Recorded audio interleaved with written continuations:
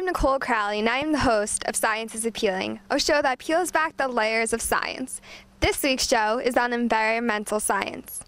Environmental science has emerged as perhaps one of the most critical disciplines of our time. It doesn't matter what part of the world you are coming from, it seems that everyone is talking about environmental science and how it pertains to modern-day life. Whether it be habitat protection, soil and water conservation, sustainable agriculture, renewable energy, or biofuels, or global climate changes. Environmental science is very broad, and there is no way that I could give a proper definition for environmental science in a half-hour show. With that thought, I will just focus on a few areas that I think you'll find interesting. Probably the first thing that comes to mind when one mentions environmental science, or the study of the environment, is global warming. But I'm going to break it down further. I want to look at population as a factor that influences the health of our environment. As of October 5th, 2010, at 12:42 p.m. Eastern Standard Time, the world's population was 6,873,174,260 people. The world's population is growing so fast that the United States Census Bureau keeps a running clock on it. Now, I don't know about you, but whenever I see a clock keeping track of numbers, such as the debt clock, I take notice. The clocks are intended to act as a warning of a trend that is getting out of control and may eventually cause a collapse. So you might ask, why population growth is so much of a concern? Simply put, because they aren't making any more land on Earth, and so the little land we have is being used by more and more people. And as there are more people, there's becoming not only a bigger drain on our environmental resources and the probability of increased pollution, but a change in environmental landscape as well. Let me give you an example. Las Vegas is a desert region of about 600 square miles, which is surrounded by the Sierra Nevada mountains and the Spring Mountains. There are satellite maps that show that the population of Las Vegas was 350,400 in 1973. The population is reflected in green and shows minimal change or interference in the normal desert geography. However, in 2006, the population is 2,013,267, and there is considerable change in the geography. In Las Vegas, rainfall is minimal and snowfall is rare. In fact, average annual precipitation is 4.16 inches. Compare that with Huntington, which is in Suffolk County, that boasts an average annual precipitation of 46.7 inches per year, and you immediately realize there is too much of a draw on the water resources as a water shortage is realized and the increased population affected it. Currently, Las Vegas gets 90% of its water from the Colorado River Reserve at Lake Mead, but the water levels there continue to decrease over the past 10 years. Not only is this going to cause Nevada to come up with some type of pipeline to bring the water in from other areas, but will also have a devastating effect on such things as the wildlife and plants that are depending on water. As everything is connected on this earth, the decrease in water will mean a decrease in plants and animals, which will compromise the quality of life for humans. It is important to realize that this population growth trend is happening all over the world, and it is causing some places, such as China, to have strict population growth mandates. This NASA satellite shows one year of images from above planet Earth. These images are of carbon dioxide present around the globe.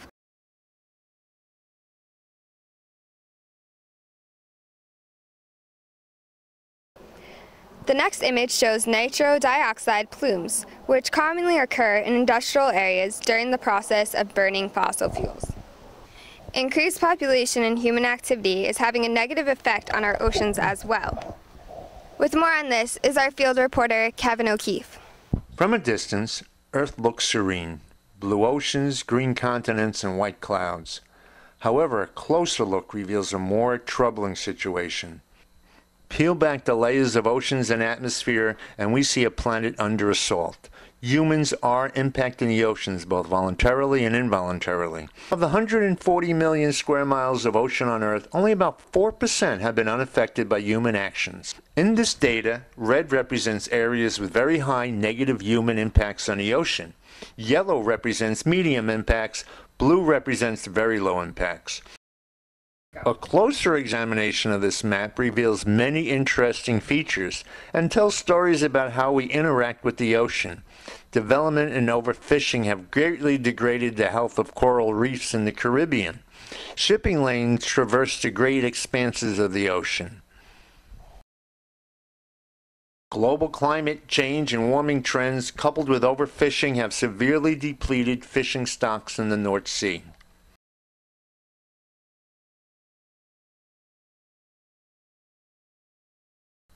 The Arctic and Antarctic are the few areas of the ocean with relatively low impact, partially due to the fact that these areas are protected by ice coverage for parts of the year.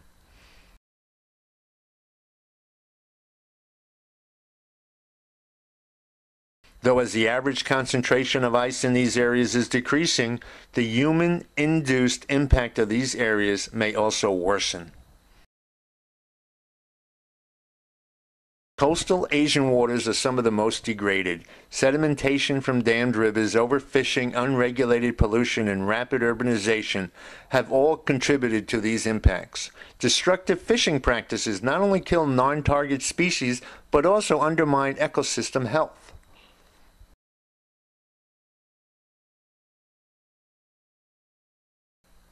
One of the least impacted areas, but still near human populations, is the northern coast of Australia, near Papua New Guinea. This region has the highest concentration of marine protected area in the world. Another example is with the BP oil spill. And then there is phytoplankton. The latest data analysis completed on August 2, 2010 from NOAA's Satellite Analysis Branch shows the extent of the surface oil in the Gulf. After recent successes in capping and capturing the well oil, very little surface oil is visible from space as compared to the images taken just 2 months earlier. Did you know that half of the oxygen that we breathe comes from tiny organisms that live in the ocean? It's true. These microscopic marine organisms called phytoplankton produce oxygen just like plants. But phytoplankton are not plants. They are protists. Single-celled organisms. They are so small that thousands of them can fit in a single drop of water. And in order to study phytoplankton, scientists often use microscopes or satellites. From space, we see Earth like this. But some satellites see Earth like this, a dance of rainbow colors. In this case, the colors represent the concentration of phytoplankton in the ocean. Red is high concentration, blue is low concentration. Areas such as the open ocean have lower concentrations of phytoplankton because of the limited amount of nutrients there. 41% of the United States drains into the Mississippi River and then out to the Gulf of Mexico.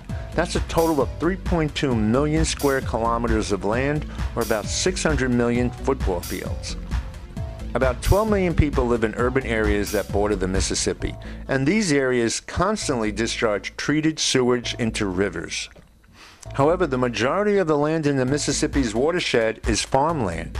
Each spring, as farmers fertilize their lands preparing for crop season, rain washes fertilizer off the land and into the streams and rivers. All of the urban and farm discharge includes nutrients such as nitrogen and phosphorus that are very important for the growth of phytoplankton. Incredibly, about 1.7 million tons of these nutrients are dumped into the Gulf of Mexico every year. Once the Gulf of Mexico receives this huge influx of nutrients, massive phytoplankton blooms occur. These blooms result in an area called the dead zone, areas with such low oxygen concentration that few organisms can survive there. These low levels of oxygen, or what is known as hypoxia, plague coastal waters, including the Long Island Sound, every summer. These dead zones can force fish and invertebrates to scatter, get sick, or die. With more on this is our field reporter, Lisa Vallone O'Keefe. Long Island Sound is home to countless plant life and thousands of species of fish and wildlife. Humans also call the Long Island Sound community home, with more than 20 million people living within a 50-mile radius of the coastline. Long Island Sound is used by boaters, fishermen, and those who wish to enjoy the Sound's beaches and ports. There are more than 82 sewage treatment plants in Connecticut and 23 in New York that pump billions of gallons of treated effluent each day into the Sound. The Sound is heavily affected by these human activities, and these negative effects are taking its toll on the ability of the Long Island Sound to support its plant and wildlife. We must all do our part to make sure we understand how our everyday actions affect the Long Island Sound. You can practice water conservation. Homeowners can significantly reduce the volume of wastewater discharge to home septic systems and sewage treatment plants by conserving water. Conserve water by using low-flow faucets, shower heads, reduced-flow toilet flushing equipment, and water-saving appliances. You can also repair leaky faucets, toilets, and pumps. You can use dishwashers and clothes washers only when fully loaded. And take short showers instead of baths, and avoid letting faucets run unnecessarily. Maintain your septic system. Improperly maintained septic systems can contaminate groundwater and surface water with nutrients and pathogens. So have your system inspected annually, pump it out every 3 to 5 years, and don't use septic system additives, as some of these additives may actually be detrimental to the system and to the Sound. You can recycle. Get your local recycling requirements and make sure you are recycling cans, bottles, and paper whenever possible. In the field of electronics, cell phones, and batteries, these items contain hazardous chemicals and should be disposed of properly.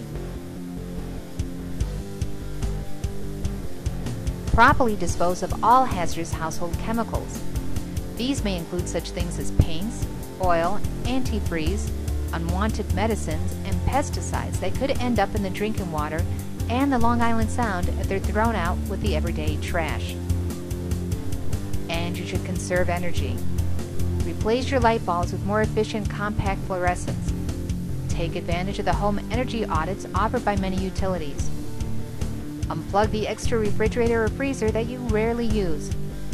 And when replacing appliances, look for the EPA's Energy Star label on new appliances. Remember, the health of the Long Island Sound and your environment starts with you.